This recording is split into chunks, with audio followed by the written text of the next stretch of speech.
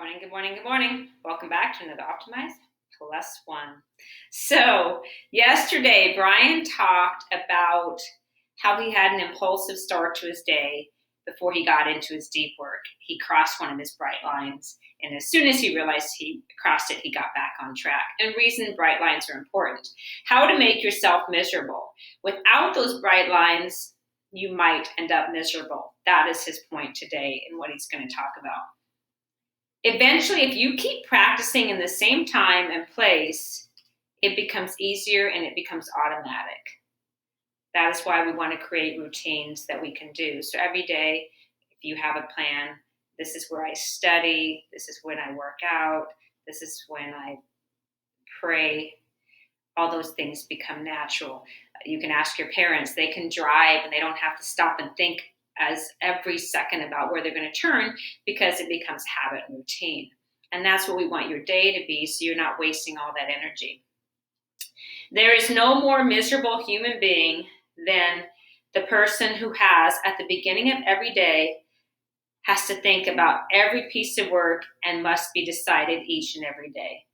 So if every day you have to think completely new what you're going to do, what you're going to eat, who you're going to talk to, your life is miserable because you spend all your time thinking. I never waste a brain cell in the morning trying to decide what to do and when.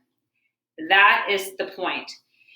All those decisions, if you're sitting there thinking about them, you're wasting time. We already want to have them made.